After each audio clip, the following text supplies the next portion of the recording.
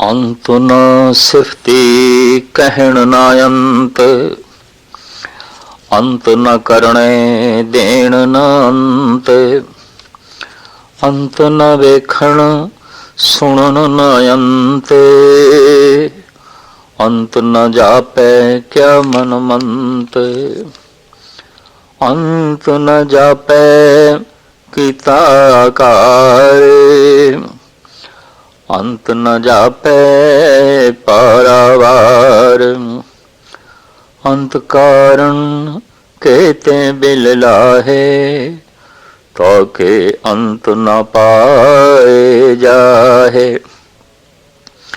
एहो अंत न जाने कोय, बहुता कहिए बहुता होए, वड्डा साहिब ऊंचा थां, ऊंचे ऊपर ऊंचा नाम,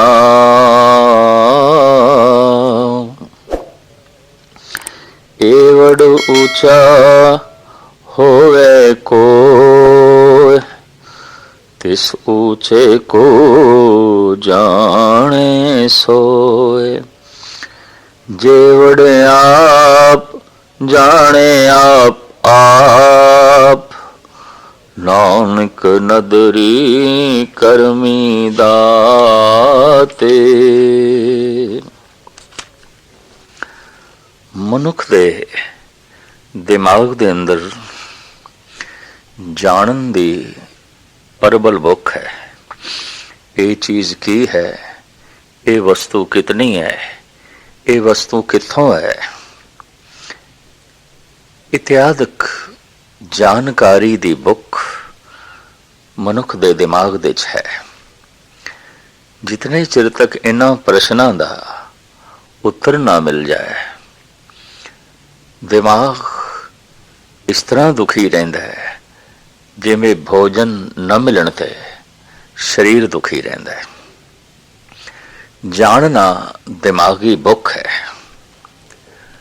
और ये जानना संसार नूं हो सकता है, ये जानना निरंकार नूं हो सकता है, ये जानना वस्तुआं बारे हो सकता है, किरत बारे हो सकता है, ये जानना करते बारे हो सकता है। तो करते पुरख दी तरफ जद जानन दी धारा मुड़दी है, तो साहिब कहंदे ने जानकारी अधूरी रहेगी, जानन वाले दा ज्ञान अधूरा रहेगा। वो जितना भी जानेगा संपूर्ण नहीं जान सकेगा, कारण जो असीम है उन्होंने सीमित शक्ति दे नाल नापना, तोलना, गिनना औखा है। मनुख दे समझण दी सीमा है, मनुख दे कथन दी सीमा है, मनुख दे सुनन दी सीमा है, मनुख दे चलण ते करन दी सीमा है, और मनुख दे समझण सोचण दी भी सीमा है। जबकि परमात्मा असीम है, असीम है। सीमित शक्ति द्वारा असीम नू जानना, असीम तक पहुंचना कठिन है। इस वास्ते इस पावन पवित्र पौड़ी विच साहिब कहते हैं, अंत न सिफती कहण ना अंत। उदियां सिफतां बेअंत ने। की खासियत परमात्मा रखता है, महाराज कहते इसकी गिनती नहीं हो सकती, कथन नहीं हो सकता। कहण ना अंत। मनुख उसका कथन करके अंत नहीं पा सकता, या उसदियां सिफतां अनंत ने, उहदे कहने, उहदे बोल भी अनंत ने। प्रभु दा बोल वो बोल रहा है, और हर वक्त बोल रहा है। ठाकर हमरा सद बोलंता, उसे दा ही नाद समूह ब्रह्मंड दे च व्यापक है, और उसदे नाद दा, उसदे कथन दा, उसदे बोल दा अंत नहीं पाया जा सकता। अंत न करने देण ना अंत। कितनी उसकी किरत है, की उसने कीता है, साहब कहते ने गिणती नहीं हो सकती। और अपनी कृत नूं की दे रहा है, कैसियां कैसियां दातां दे रहा है, ग्रह नक्षत्र सूरज चंद तारियां नूं, वनस्पति नूं, जीवां नूं, जड़ चेतन नूं टिकण लई रहण लई जो दातां दे रहा है, महाराज कहंदे ने उसका भी अंत नहीं। अंत ना वेखण सुनन ना अंत, उदा वेखना भी असीम है, असीम है। उदी दृष्टि कित्थों तक है, सीमित दृष्टि रखने वाला किस तरह वेखे, और उदी स्रोत शक्ति कितनी है, सीमित स्रोत शक्ति रखने वाला किस तरह जाने। अंत ना वेखण सुनन ना अंत, वो कितना सुन रहा है, किथे तक सुन रहा है, कोई अंत नहीं। वो की वेख रहा है, किथे तक वेख रहा है, कोई अंत नहीं। इस तरह भी विचारक अर्थ करते हैं। वेख के उसका अंत नहीं पा सकते, सुन के उसका अंत नहीं पा सकते, पर चूंकि रब्बी गुणा ते शक्तियां दे बेअंत दी कथा चल रही है, इस वास्ते ये बोलना, सुनना, वेखना, करना, देना, ये शक्तियां ने। लिहाजा साहिब कहते ने उदी सिफत सलाह गिणी मिणी नहीं जा सकती। वो की आख रहा है, उदी कथनी की है, सीमित कथनी करने वाला नहीं नाप सकता। सीमित जिया छोटी जिया कृत करने वाला मनुख उस करते दे करनिया दा सुमार नहीं कर सकता, गिणती नहीं कर सकता, और उसकी दात का भी अंत नहीं पाया जा सकता। उदा वेखना ते सुनना भी बेअंत है। अंत ना जापे क्या मनमंत, नहीं अंत पाया जा सकता। उदे मन विच की है, उदी सोचनी विच की है, उदे फुरनियां विच की है, उदे विचारां विच की है। अंत न जापे कीता आकार, जितना आकार है, दृश्यमान है, इसका अंत नहीं पाया जा सकता। यह भी गिनती विच नहीं आ सकता। अंत न जापे पारावार, नहीं इसका अंत पाया जा सकता। कित्थों शुरू होंदा है, कित्थे खत्म होंदा है, और आर पार दा कोई बोध नहीं। अंत कारण केते बिल्ला है, ताके अंत न पाए जाए। उसका अंत पाण लई पता नहीं कितने यत्नशील लोग यत्न कर रहे हैं और बिलख रहे हैं, कोशिश कर रहे हैं उसका अंत पा लईए, अंत पा लईए। पर साहिब कहते हैं ताके अंत ना पाए जाए, पर हकीकत यह है उसका अंत नहीं पाया जा सकता। उसके गुणां दा, उसके वेखण दा, उसके सुनन दा, उसके बोलन दा, उसके करन दा, उसके देण दा अंत नहीं पाया जा सकता। एहो अंत न जाने कोय, बहुता कहिए बहुता होए। उसका ये अंत कोई नहीं पा सकता, कोई नहीं पा सकता। कि जो कोई ये आखे बहुत है, बहुत है, बेअंत है, बेअंत है, ऐसा कहना भी उसकी एक सीमा होगी। बेअंत आखण की भी सीमा होगी, उस तो भी वो अगे है, उस तो भी वो बहुता है। वड्डा साहिब ऊंचा थां, ऊंचे ऊपर ऊंचा नाम।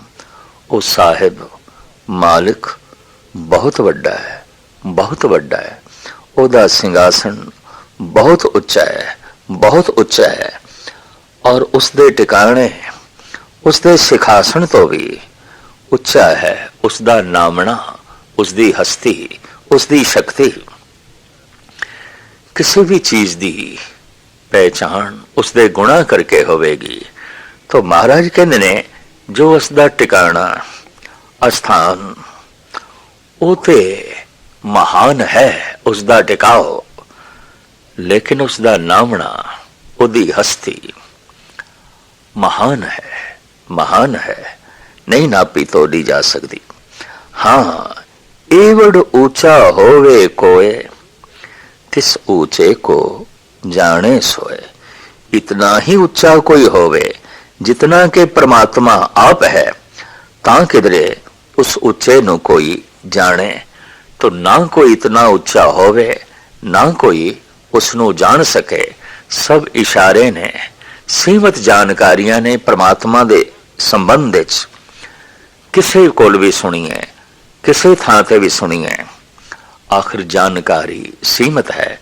पातशाह दी बाणी कहंदी है, अवतार ना पावे अंत, परमेश्वर पार ब्रह्म बेअंत। जेवड़ आप जाने आप जितना ओ आप है, बस ओ आप ही जानदा है, आप ही जानदा है। नानक नदरी करमी दात। जो कुछ भी प्राप्त होंदा है ओदी निगाह नाल, ओदी बख्शिश नाल, ओदी रहमत नाल। बहुता करम लिखिया ना जाए, वड्डा दाता तिल ना तमाए। केते मंगे जो दया पारे, केतिया गणत नहीं विचार। केते खप टुटे बेकार, केते ले ले मुकर पाहे।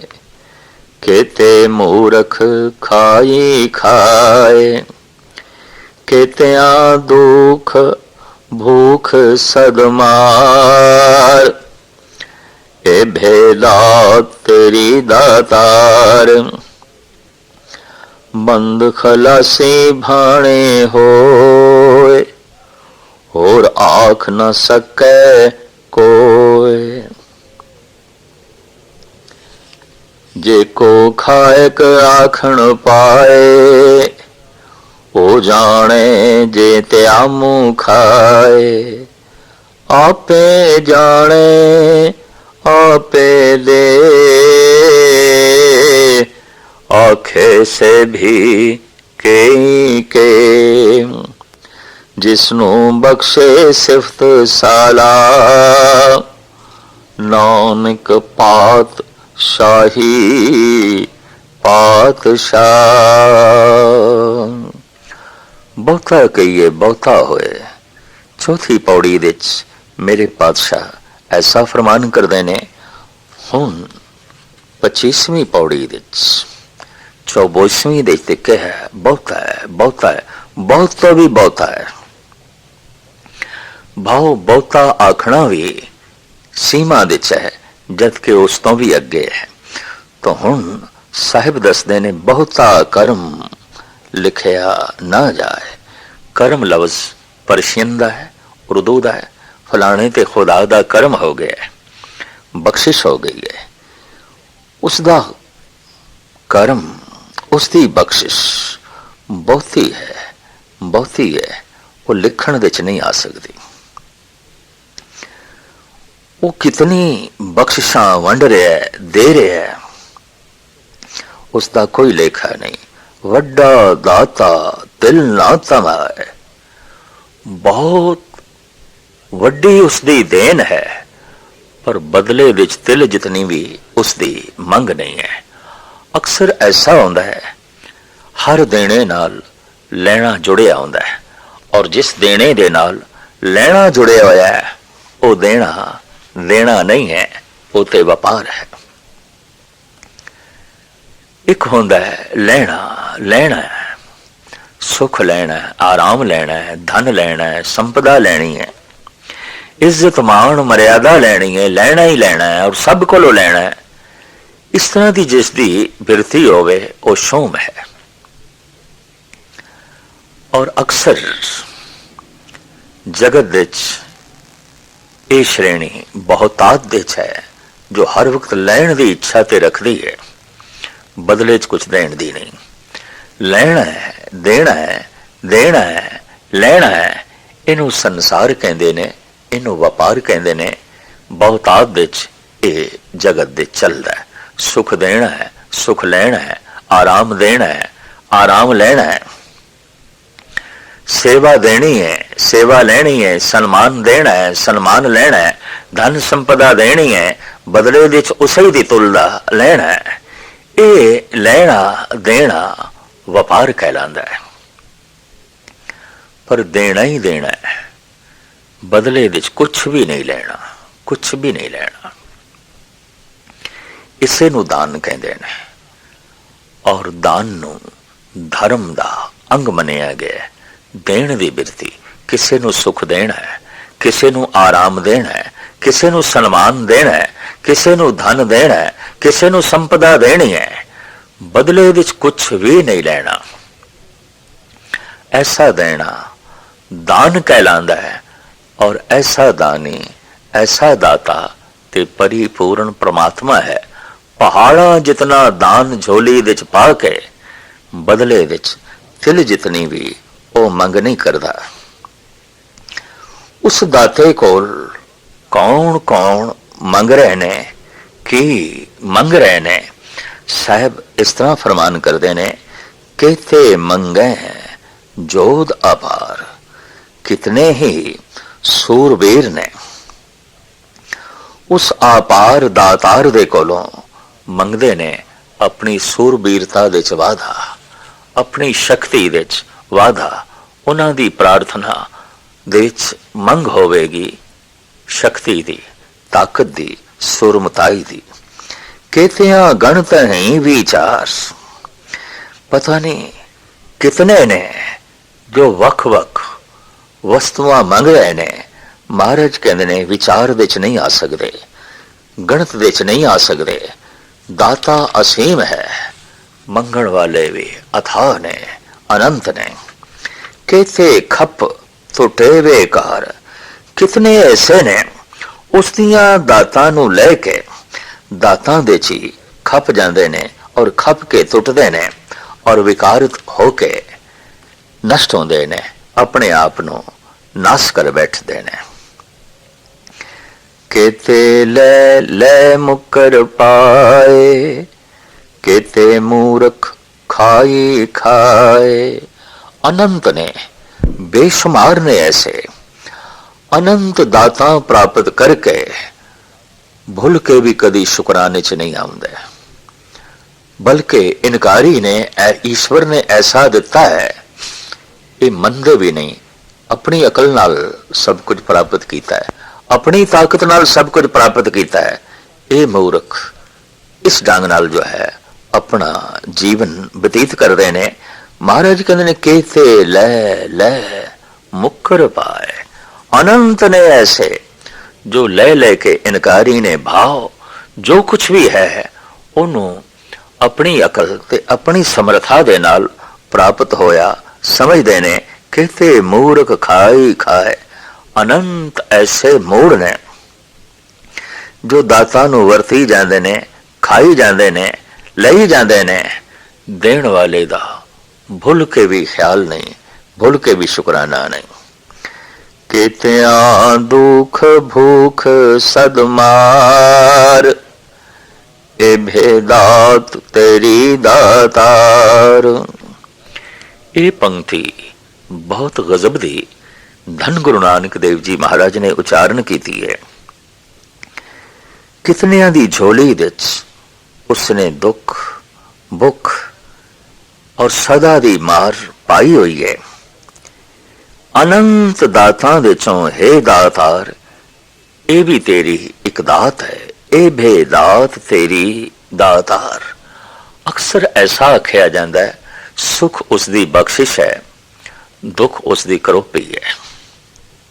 ਨਹੀਂ, ਉਹ ਕਰੋਪੀ ਕਰਦਾ ਹੀ ਨਹੀਂ। ਸਦ ਬਖਸ਼ਿੰਦ ਸਦਾ ਮਿਹਰਵਾਨਾ, ਸਭਨਾ ਦੇ ਆਧਾਰੀ।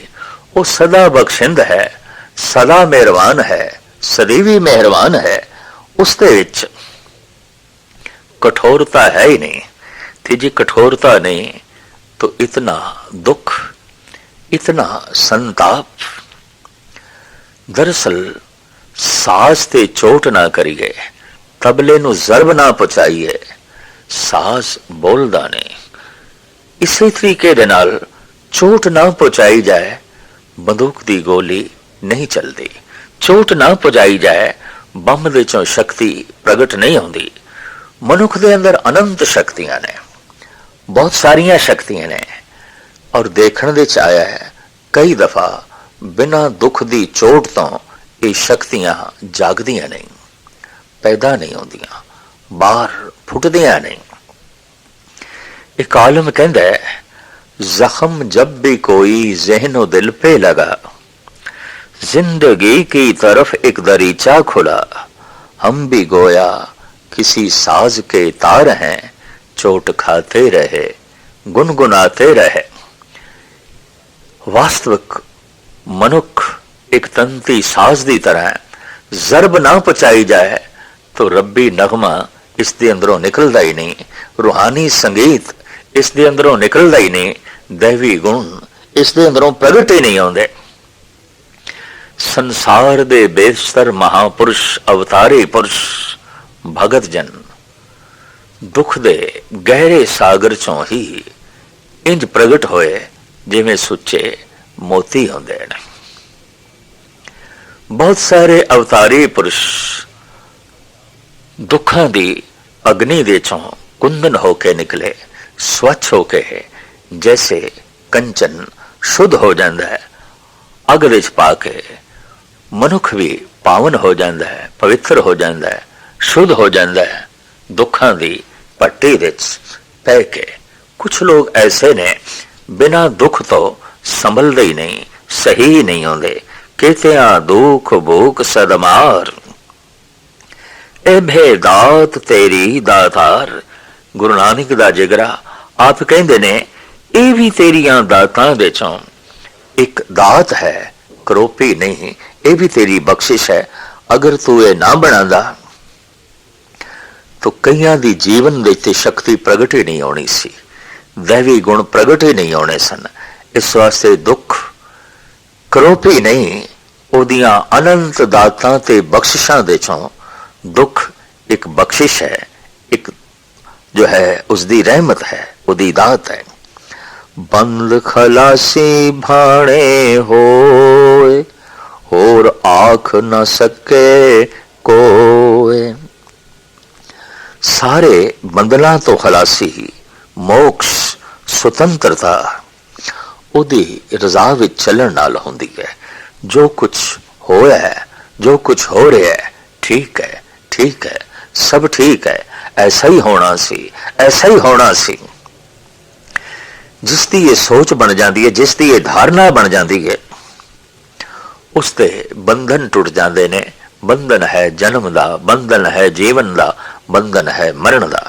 अगर जीवन है तो बंधन है दुखों दा, बंधन है भुख दा। पता नहीं कितने बंधन ने। जन्म मिट गया, सारे बंधन टूट गए, बूंद सागर हो गई, किरण सूरज हो गई, सारे बंधना दी खलासी हो गई। पर यह खलासी एक मोक्ष गति की प्राप्ति होंदी है, ओदी रजा विच चलण नाल। ते ओदी रजा विच चलना की है, जो हो गया है ठीक होया है, जो हो गया है यही होना सी, जो होया है इस तो होर कुछ भी नहीं होना सी। अगर उसनू कबूल है, रजा विच आ गया है, तो फिर वो मोक्ष गति नू प्राप्त कर लेंदा है। होर आख न सके कोई, इस तो इलावा होर कुछ भी नहीं आख्या जा सकता। भाव होर कोई ढंग नहीं कि बंधन टुट जान और मोक्ष गति की प्राप्ति होवे। जे को खायक आखण पाए, अगर कोई मूर्ख, अगर कोई खल ये आखे कि होर ढंग भी है मोक्ष गति नू प्राप्त करन दा, ਉਹ ਜਾਣੇ ਜੇ ਤਿਆ ਮੂੰਹ ਖਾਏ, ਤਾਂ ਫਿਰ ਉਹ ਜਾਣੇਗਾ ਆਪਣੇ ਮੂੰਹ ਦੇ ਤੇ ਕਿਤਨੀ ਮਾਰ ਸਹਾਰਦਾ ਹੈ। ਭਾਵ ਉਹੀ ਜਾਣੇਗਾ ਕਿ ਮੈਂ ਝੂਠ ਬੋਲਿਆ, ਔਰ ਇੱਕ ਝੂਠ ਨੂੰ ਸੱਚ ਸਾਬਤ ਕਰਨ ਵਾਸਤੇ ਪਤਾ ਨਹੀਂ ਕਿਤਨਾ ਮੂੰਹ ਚੋਂ ਝੂਠ ਬੋਲਣਾ ਪਏਗਾ। ਔਰ ਝੂਠ ਤੇ ਮਾਰ ਹੈ। ਦਰਅਸਲ ਇੱਕ ਝੂਠ ਨੂੰ ਸੱਚ ਸਾਬਤ ਕਰਨ ਲਈ ਬਾਰ-ਬਾਰ ਝੂਠ ਬੋਲਣਾ ਪੈਂਦਾ ਹੈ, ਔਰ ਝੂਠ ਦੀ ਮਾਰ बार बार सहारनी पैंदी है। एक सच नू एक दफा ही कहना पैंदा है और एक दफा ही कहना काफी है, पर एक झूठ नूं बार बार कहना पैंदा है और एक झूठ नूं सच साबित करने वास्ते बहुत लंबी जो है धारणा अपनानी पैंदी है और बार बार दा झूठ बोलना अपने मुंह ते मार ही सहारनी है। और ये ही जानेगा जेड़ा एक झूठ नूं सच साबित करने वास्ते बार बार झूठ बोल रहा है, उन्हें ही पता चलेगा ये कितना बोझल कम है, ये कितना भार है। आपे जाने आपे दे आखे से भी कई के, पर निरे जगत विच मूर्ख नहीं, खल नहीं, ना शुक्रे नहीं, कुछ शुक्र गुजार भी ने, कुछ भाणे विच रहण वाले भी ने और वो इस तरह आखदे ने आपे जाने आपे दे। वो आप ही सब कुछ जानदा है और आप ही जीवां दी झोली विच दातां पांदा है, सब कुछ वो आप ही आप है। ओदी रजा विच रह ही सुख है, आनंद है। ऐसे भी कई आखदे ने आखे से भी कई के, इस तरह भी कई शुकराने विच रह के आखदे ने, भाणे नूं मन के आखदे ने। जिसनू बख्शे सिफत सलाह नानक पातशाही पातशाह। पर असली सच वास्तविक सच ते यह है जिसदी झोली विच ओ पातशाह ओ मालिक अपनी सिफत और सलाह दा खजाना पा देंदा है, ओ बादशाहां दा भी बादशाह बन जांदा है। परमात्मा दी सिफत और सलाह उसदी अपनी सिफत और सलाह बन जाती है। परमात्मा नूं जिसने महान आख्या वो आप महान हो जाता है। परमात्मा नूं जिसने निर्वैर आख्या वो आप निर्वैर हो जाता है। परमात्मा नूं जिसने निर्भय आख्या वो आप निर्भय हो जाता है। परमात्मा दी सिफत और सलाह करदियां करदियां वो आप सिफत सलाहण जोगा बन गया। परमात्मा दी पूजा करदियां करदियां वो खुद पूज हो गया। परमात्मा नूं सर्व शक्तिमान आखदियां आखदियां वो अनंत शक्तियां दा आप मालिक बन गया। इस वास्ते साहब कहते ने वो बादशाहां दा बादशाह बन जाता है जिसदी झोली विच परमात्मा दी सिफत और सलाह पै जाती है। भाव गुणा नूं उचारण करन लगिया, गुणा नूं गायन करन लगिया जिसनूं आनंद आण लग पैंदा है, रस आण लग पैंदा है, वो बादशाहां दा बादशाह है जिसनूं बख्शे सिफत सलाह नानक पातशाही पातशाह। अमुल गुण अमुल व्यापार अमुल व्यापारिये अमुल भंडार। अमुल आवे अमुल ले जाए, अमुल भाई अमुल्ला समाए। अमुल धर्म अमुल दीवान, अमुल तुल अमुल परवान। अमुल बख्शीस अमुल निशान, अमुल कर्म अमुल फुरमान। अमुलो अमुल आख्या ना जाए, आख आख रहे लिवलाए। आखे वेद पाठ पुराण, आखे पढ़े करे मख्यान। आखे बरमे आखे इंदे, आखे गोपी तय गोविंद। आखे ईश्वर आखे सिद्धे, आखे केते कीते बुद्ध। आखे दानव आखे देव, आखे सुर नर मुनि जन सेव। केते आखे आखण पाए, केते कहे कहे उठ उठ जाए। एते कीते होर करे, ताख न सके कई के। जेवड़ भावे तेवड़ होए, नानक जाने साचा सोए। जेको आखे बोल विगाड़, ਤਾਂ ਲਿਖੀਏ ਸਿਰ ਗਾਵਾਰਾਂ ਗਾਵਾਰ। ਉਹ ਬੇਅੰਤ ਹੈ, ਅਨੰਤ ਹੈ। ਲੜੀਵਾਰ ਪੌੜੀਆਂ ਵਿੱਚ ਗੁਰੂ ਨਾਨਕ ਦੇਵ ਜੀ ਮਹਾਰਾਜ ਇਸ ਦਾ ਕਥਨ ਕਰੀ ਜਾਂਦੇ ਨੇ। ਵਾਕਈ ਉਸ ਦੀਆਂ ਅਨੰਤ ਮਹਿਮਾ, ਅਨੰਤ ਗੁਣਾਂ ਵਿੱਚੋਂ ਇਹ ਇੱਕ ਗੁਣ ਹੈ ਕਿ ਉਹ ਅਨੰਤ ਹੈ, ਮਹਾਨ ਹੈ, ਬੇਅੰਤ ਹੈ। ਇਸੇ ਨੂੰ ਦੂਸਰਾ ਰੂਪ ਦੇ ਕੇ ਧੰਨ ਗੁਰੂ ਨਾਨਕ ਦੇਵ ਜੀ ਮਹਾਰਾਜ ਇਸ ਪੌੜੀ ਵਿੱਚ ਇੰਜ ਬਿਆਨ ਕਰਦੇ ਨੇ, ਅਮੁੱਲ ਗੁਣ ਅਮੁੱਲ ਵਾਪਾਰ।